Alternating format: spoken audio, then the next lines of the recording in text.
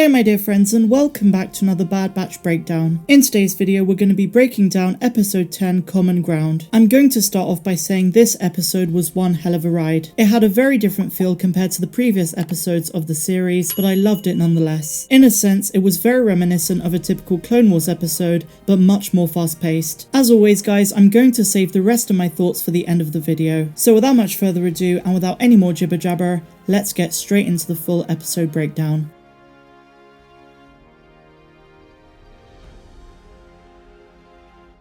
So as we expected from the remaining trailer footage, our episode starts on Raxus. Also called Raxus Secundus, this planet featured heavily in the Clone Wars episode titled Heroes on Both Sides. A lush world in the Outer Rim, Raxus was the capital planet of the Confederacy of Independent Systems. Because the Senate of the Separatists was headquartered in the capital city of Raxalon, Raxus became the home to a number of Confederate senators, including Lux Bonteri of Onderon. At this point in the timeline though, as we see in the episode, the Empire has taken control of the planet. The local citizens of Raxus gathered together as a sinister new Imperial called Captain Bragg addresses them. She promises them prosperity under Imperial occupation. But as you would expect, the people protested this strongly. She talks about a mandatory curfew in the name of protection. All the while, a senator called R.B. Singh nervously waits next to his protocol droid GS-8. He is expected to declare Raxus as a planet unified with the Empire, but obviously he's not comfortable and backs out at the last minute, stating that he puts the interest of Raxus and its people first. This act of defiance immediately leads to his arrest. At this point, artillery walkers come into action. These were the main battle tanks of the Grand Army of the Republic. They featured 6 articulated legs for propulsion, which were very low to the ground. This was to reduce the walkers' top speed, but provided it with increased stability. GS-8 escapes to contact Sid, where back on Ord Mantell she tells the Bad Batch that their next mission is to free the senator. Nervous about the prospect, Sid reminds them that their debt is not paid, so in a sense they can't refuse. Knowing how dangerous the mission is going to be,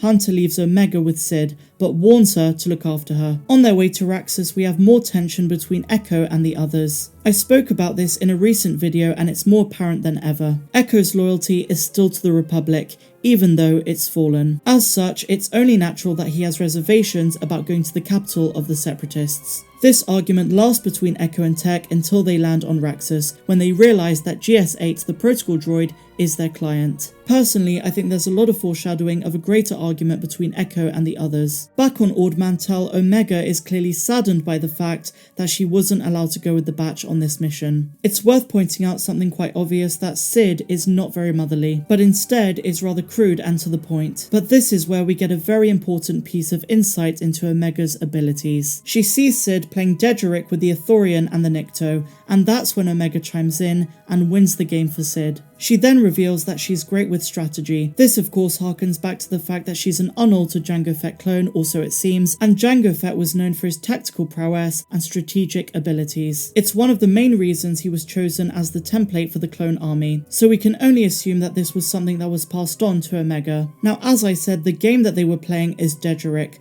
We first saw Chewie play it in A New Hope, and this was a game that was also known as holochess. Dedrick was a popular game in which teams of holographic creatures battled one another on a circular board. It was commonly played on starships and homes throughout the galaxy. And just a reminder guys, you always let Wookiees win. I'm kidding. Not that we saw any in this episode, but anyways. Sid then makes a deal with Omega, that Omega will win games of Dedrick for Sid in exchange for 60% of the winnings. Now back on Raxus, Hunter has a slip up with Tech, when he forgets that Omega is not on the mission with them. At this same time, R.B. Singh has been arrested and threatened by Captain Bragg with an interrogator droid. This is again a massive callback to the original trilogy, and is something that Vader used on Leia in A New Hope. Considered to be one of the most horrific things in the Star Wars universe, these droids were literally torture devices. According to StarWars.com, first, it would inject the prisoner with a mentally disabling chemical that would decrease the pain threshold, while also forcing the subject to remain conscious. It would then do a read on the body, detecting the most sensitive areas. And as for the next part, I'll let you use your imagination for the rest. After a successful mission, the Bad Batch rescue R.B. Singh. He contemplates a difficult choice: stay on the planet for the sake of his people, or leave as a free man. His protocol droid GS-8 reminds him that there's nothing he can do for the people of Raxus while in custody, so he decides to leave with the Bad Batch. The episode ends when the Bad Batch return to Ord Mantell with the Senator.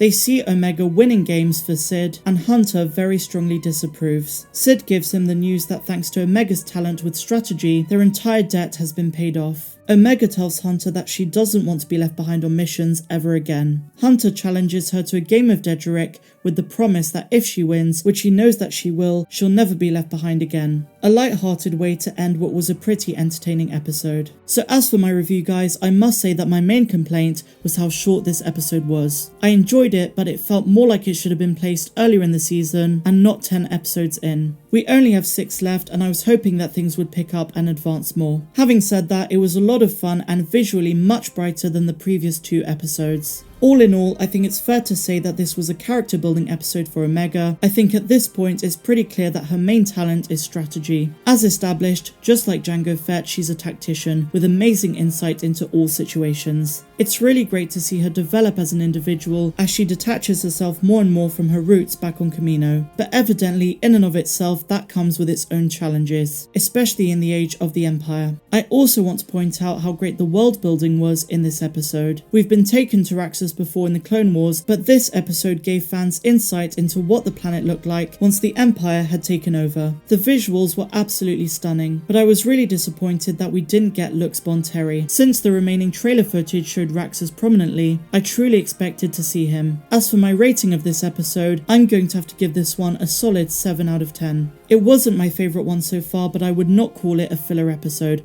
I think that's a very unfair assessment. I was slightly disappointed that we went from last week's episode, which was very intense, to a much slower pace. Last week, it felt like the pace was going to stay at a high intensity, and the story teased much more for Crosshair, Omega, and so on, but of course this is a multiple season show, and we need to be patient. We have 6 episodes to go of season 1, and I must say that appropriately, this episode felt like a season 1 episode of a series. It took its time, it gave us a fun little adventure, and made some big strides in terms of character development. As I say, this one gets a 7 out of 10 from me, and that's mainly because the action sequences was so much fun. Raxus, all in all, is a gorgeous planet and the perfect setting for the action that we got. Something else I really appreciated was the amount of time dedicated to the Bad Batch taking on clone troopers. Notice though that the Bad Batch mainly stunned the opponents rather than blasting them. But those are my thoughts, and all of us have different opinions and different point of views on the series. So what did you guys think? What did you make of episode 10 Common Ground? Did you enjoy it? Why so or why not? Let me know all of your thoughts in the comments down below. I can't wait to read them. Also guys, if you enjoyed this video, please be sure to give me a big fat thumbs up. Subscribe to the channel if you're brand new, and a huge welcome if you are. Be sure to hit that notification bell to be alerted each and every time that I post new videos. And finally guys, if you're feeling generous, please consider becoming a patron. Otherwise, I'm Star Wars Meg, wishing you all a phenomenal rest of the day, no matter where you dwell in the galaxy.